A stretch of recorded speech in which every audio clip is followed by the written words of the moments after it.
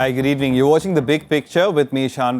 Tonight on The Big Picture, we focus on President Pranab Mukherjee's historic visit to Jordan, Palestine and Israel.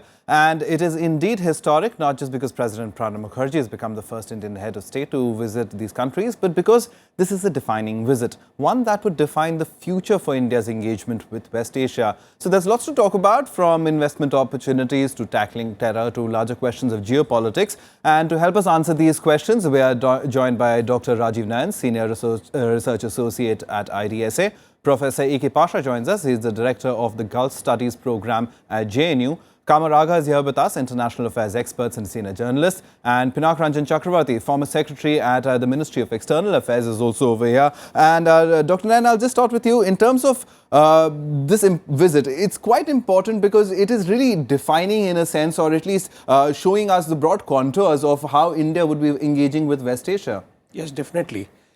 Generally, West Asia is considered India's extended neighborhood. Right. But in reality, it is India's neighborhood.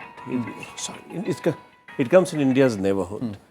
And we are heavily dependent on this region for our energy supplies. And we have been playing a very active role in seeing that Palestinian causes really addressed in a justified manner. We have been trying to see that there is no tension, prosperity and peace prevail in the region, so that we can also contribute economically in the region, and we are benefited by the prosperity of this region. Over the years, because of this phenomenon called Islamic terrorism, one can differ with the phrase, but the problem, the kind of terrorism which has emerged, and India is trying to engage the countries of the region which have got different perspectives. They are Muslim countries, but they are not supporting the brand of terrorism which has emerged over the years. And in fact, earlier in the past, for several decades, they were in fact pushing a line, a world view, a vision, which was very close to India's secular vision and India's justified socialist kind of vision. So that's why we have been engaging this region in a multi-dimensional way. And it is very important for us because the situation is changing. New Iran is coming. And that engagement is also changing. I mean, given India's stand, I want to get in Pinak Ranjan Chakravarty on this, because as far as India's stand is concerned, it certainly seems to have gone a little softer as far as Israel is concerned, especially. Don't you see that is perhaps one of the biggest changes in diplomacy that we're seeing under the new government?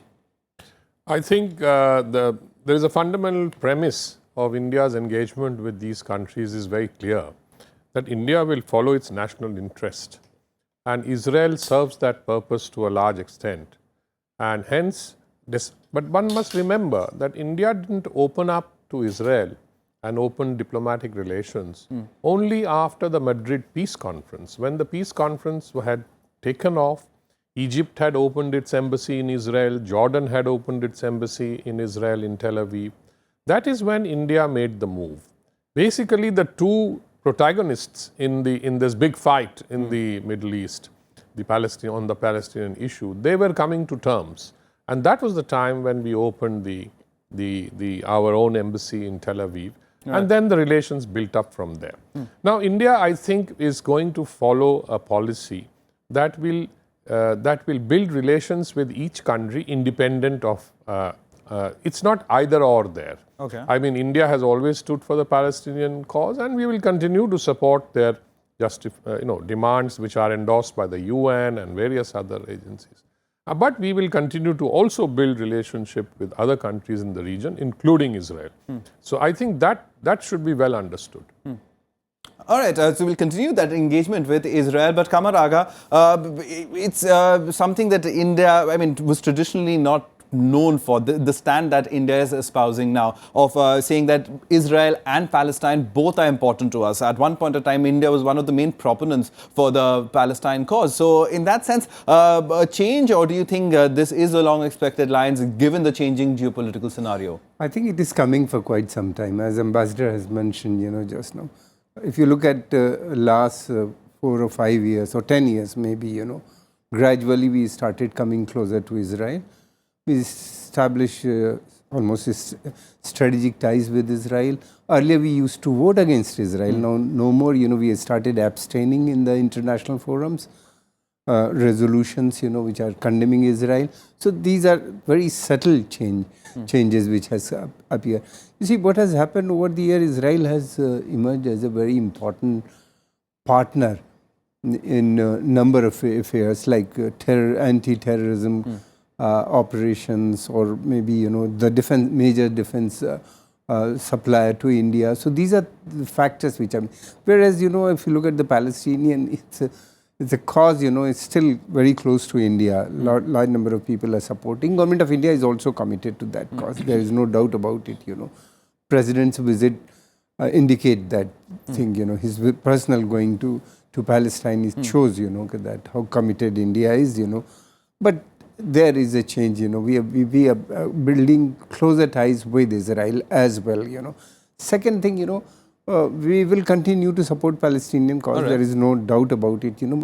I think this visit is very important because the president is emphasizing a lot on Palestine. He has addressed the Palestinians. He met the students over there in the university. Then he's going to meet Israelis also. Now India is in a position to play, I think, some sort of a role in Arab-Israeli conflict. That would be very important if we do, because India is only one country which has influence in both the region, Israel as well as Palestinian and the Arab countries. So that is where India is trying to position itself. But Professor Pasha, can India achieve that given the history that we've had, given how we've historically dealt with it, and now there's a shift in policy, there's a certain change in our stance towards West Asia and how we're approaching it. So how does India capitalize on this moment in terms of just appearing as somebody who is, as a president was also pushing with the King of Jordan about India's UNSC seat. So at that high table that India wants to be there, can this mediator over here is a role that India can accomplish?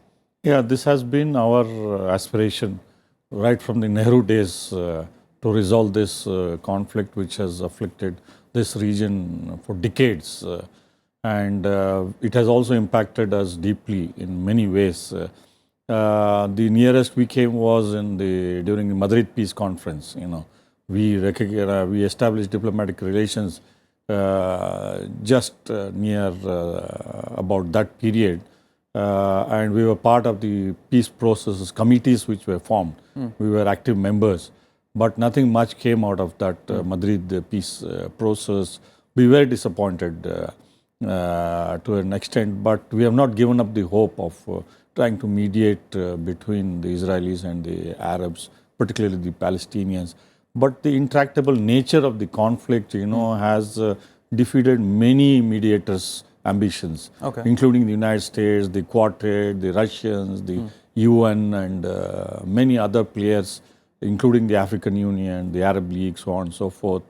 But we have not given up, and I think we must keep up this pressure both on the Palestinians, Arabs and the Israelis, that reaching a settlement or broad contours framework that would help ease the situation, which is spiraling into violence. As you know, last couple of days it has escalated, and people calling that as third intifada, which has seen deaths on both the sides. The president's visit to Jordan is particularly important because Jordan has still retained diplomatic relations with Israel, and it is playing an active role in trying to diffuse the situation on the West Bank, particularly because it was occupied from Jordan in 1967, and East Jerusalem has been the focus because the restrictions placed by Israel on the entry of Palestinians into Al-Aqsa Mosque triggered this present wave of violence. And India, the president also in a statement had said that we want an independent Palestinian state. But along with the Arab-Israeli conflict, the other major issue is our food security. We have been buying phosphate from We'll Jordan. come to that. We'll come to all those details. But Mr. Qamar, you wanted to come in and say something. I just wanted to say one thing. The problem is Arab bargaining capacity is very low or negligible. They're fighting among themselves, and then they have other issues. Palestine is virtually, they kept it outside. They have a problem of militancy over there, Iran conflict, fight with Iraq, which has become a predominant issue for Saudi Arabia and many other countries. Besides this, the Iraq problem in Iraq, Syria. These are the issues which are dominant in Arab. Right. Palestinians have come down. Okay. So this is a very major problem. Yes, and Dr. Nayan, I wanted to get you in on that. That as far as India is concerned, now it's not just about Israel-Palestine. That region also is about Syria, about the refugees that are there. The president spoke about that as well. And but what kind of a role do you think India wants to play in this region? Because other than trying to adopt its or stick to its traditional positions, which are the new avenues in terms of diplomacy that India can head into? No, definitely new challenges are coming up. And these new challenges are not just confined to West Asia. All these have got dangers of crossing our borders, right, and really affecting us. So India has to actively engage these countries to handle these challenges. Initially, when ISIS phenomena came up, it was conceived as something, an alternative to Al-Qaeda, so they will just neutralize each other. But of late, it has been realized that no, you have to be active. Active in many senses. Active in exchanging information about the problem which is coming up. Right. And many countries are hesitant to share information, especially those who created this monster. So India can go and can talk to engage these countries and bilaterally, or you can say multilaterally, share information with them. Because other countries may not be affected, or they feel that they may not be affected because they are powerful countries. And powerful countries have got wherewithal to handle the situation. India cannot afford to do so. It is in its neighborhood, as we discussed earlier. So it has to go to them to meet those challenges. Plus, weapons of mass destruction.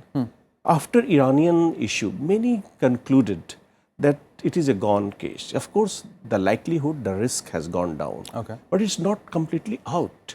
The way Iran tested its ballistic missiles, some other countries, Arab countries, are not very, comfortable. All right. So there could be many proliferation, clandestine proliferation activities with our very famous neighbor. Okay. So all these challenges are there. So India has to remain engaged with these countries, share information, keep an eye on the developments which are taking place there, on many, not just traditional security issues, on many non-traditional security issues, also on energy security, on many other things. So this is very important. Absolutely. And another important issue, Professor Pasha, I want to come to you because we were talking before the show about, it's not just about how India wants to see itself in a geostrategic position as far as West Asia is concerned. It's also about the number of Indians who are working over there, their safety, their security. We've seen a number of incidents. I mean, this president in Jordan appealed for the release of those Indians captured by the IS itself.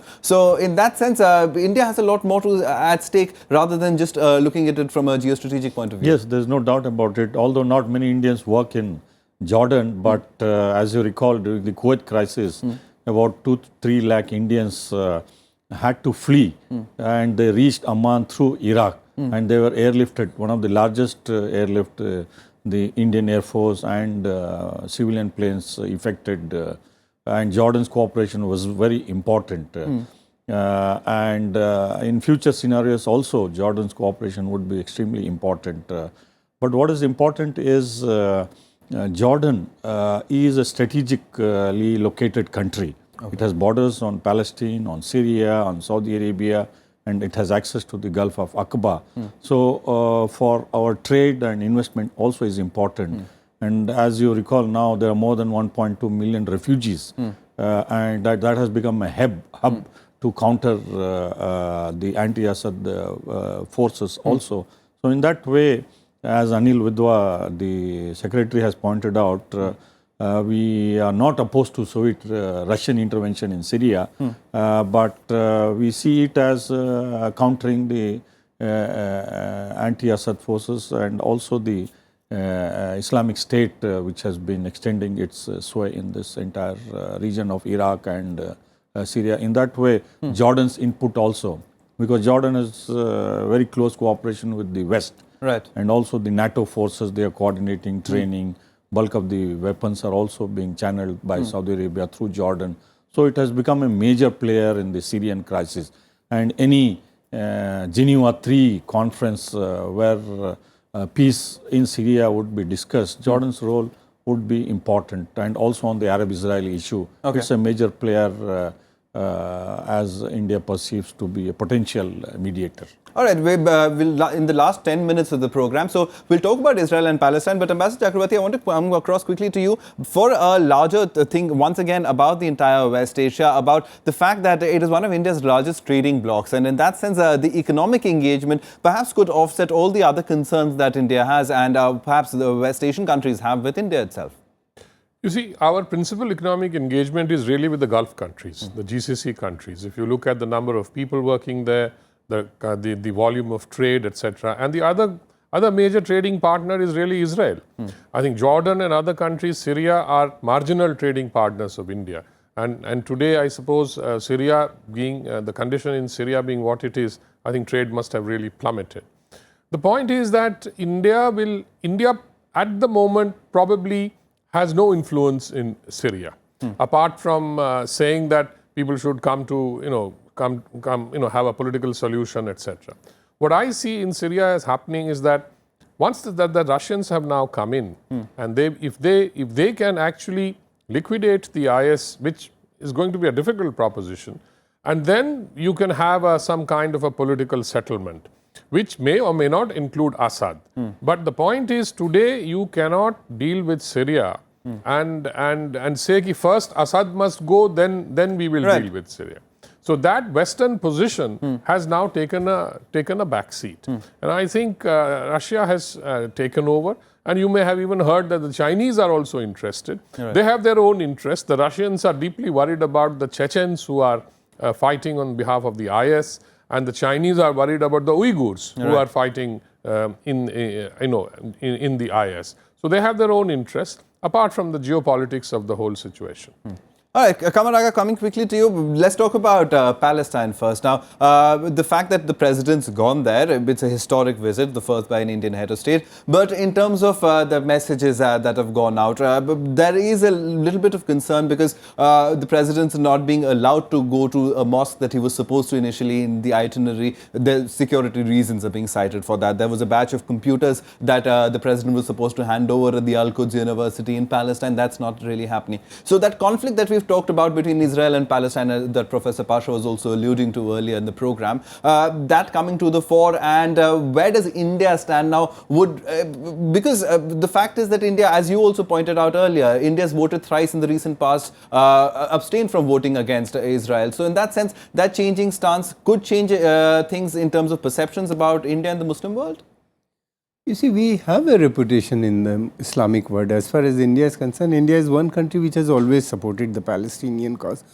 But, as far as our relation with Israel is concerned, is generally recognized by the Arab world. You see what has happened, 92 when India recognized Israel. After that, if you look at it, India-Arab trade has gone up to many-fold. And after that, since then, the Saudi head of the king has visited India, the UAE, the Kuwait, very high profile visits. Some came after 56 years, some came after 40 years.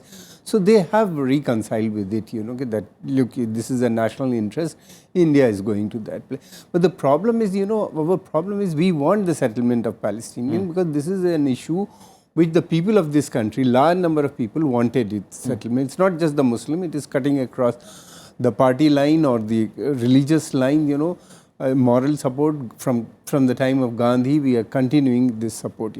The problem is Israel. Israel doesn't listen to even Americans, They have already declared that United Jerusalem is a capital of Israel, so we will not negotiate. They are not talking, they are saying that West Bank is a biblical land. They are saying, how can we withdraw from the land of our kings and prophets, Only they say, the Gaza Strip is not a biblical land, but that is, they say, important for the security reason. So nothing is coming out, despite the American pressure, the European Union, as Professor Pasha has mentioned, the Arab League, Islamic Conference Organization. And India has not offered any out-of-the-box solution, if I may add that, at this juncture. Palestinians are divided also. That's another problem. They are also, fighting among themselves. They are divided into two groups. Gaza is controlled by Hamas.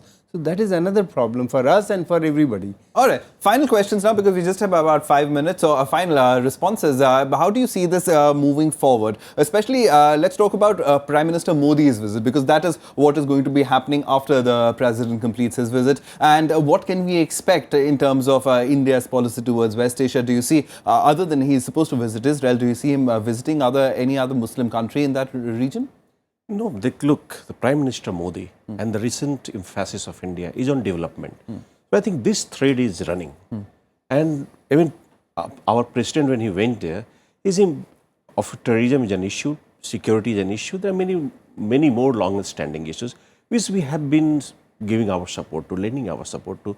But now the current focus is on development. How to integrate these countries. Just now Ambassador Chakravarty talked about some traditional zones of economic engagements. But now if you see these visits, you will find that India is in search of new countries and it is looking for new areas where it can connect to these countries. Absolutely. In fact, Professor Pasha, you were mentioning food security is an essential area where surprisingly India would be partnering in this region. Yes, due to limited gas supplies, we have been looking for places where we can set up fertilizer plants. We have done it in Oman, in Yemen, in Egypt, in Tunisia, Algeria. The latest now is Jordan, from where we had been buying rock phosphate for decades, along with Morocco. So this is a good step to enhance our food security also, along with energy security in the Gulf. But regarding Prime Minister Modi's visit, probably he might go to Turkey or Algeria or even Egypt. Maybe sometimes we feel on his way back to Iran. That is highly unlikely given the Iran-Israel difficulties. So our approach, although we don't have an overall approach on this region, it is bilateral and... And is that a concern? Is that a concern, that overall approach, or do you think that the bilateral strategy would work better? This has been working fairly well. Okay. We have been working in the midst of Shia-Sunni conflicts, in the midst of Arab-Israeli and Arab-Arab problems. We have been able to navigate through all the sectarian, religious and other problems fairly reasonably well. But our attempts to chart a more ambitious policy may not really work, because there are too many roadblocks, hindrances in this. In that way, what we have achieved so far, keeping a low profile and safeguarding our national interests in terms of energy security, workers, trade, investment, food security, I think this has been working well. And Qamar, Agha, final word as far as Prime Minister Modi's visit is concerned. Israel could become the new dominant partner in this region, isn't it? It is emerging a dominant partner, but Arabs are equally important, much more important than any country, because our food security, our energy security, our trade ties from all aspects, Israel cannot match that power. So what Prime Minister Modi will have to do, a very fine balancing act. Otherwise, there will be a big problem. All right, Ambassador Chakravarty, final word to you. What can we expect from Prime Minister Modi as he tries to engage West Asia? We've already seen what the President's already outlined, but a lot to learn from over here and a lot to question also, because as far as Israel's influence over India and India's engagement with other West Asian countries. I think it is pretty clear that India will follow the bilateral track in developing all these relationships, and in which there will not be dependency on any one particular track. For example, in the GCC countries, we have seen that energy would be a major factor. Our people working there is another major factor. Our trade is another major factor. And Israel clearly is dominant in the sphere of defense technologies and other technologies, including technologies that help us in containing terrorism. So those are the important factors. The other countries where Mr. Modi will go, I am willing to take a guess in terms of where he would be going. Perhaps Saudi Arabia, or may not, because but Israel, yes, Israel could be a possibility, because no Indian Prime Minister has ever visited Israel. Right. And I think this government might take the plunge. But the point is, now that the President is gone, there has to be a decent gap of time before the Prime Minister actually visits. Okay. So I think maybe the visit may not include Israel, but it might include some Gulf countries, the friendly Gulf countries, and perhaps Egypt, or a little further beyond Algeria, because there is no other country that you can visit at the moment. Iraq is is not in good shape, Right. and neither is Syria. So I think that's where it stands at the moment. All right, on that note, we'll have to wrap it up. Gentlemen, thank you very much for coming in and helping us understand India's changing attitude towards West Asia. How is it going to be beneficial for the country? We'll have to wait and watch. The president's on a visit over there, and Prime Minister Modi expected to go soon. The dates have not really been outlined, but a lot to see on West Asia and what India will be doing over there. On that note, we'll wrap it up. But thank you all for coming in today. That's all in the big picture for tonight. Thanks so much for watching.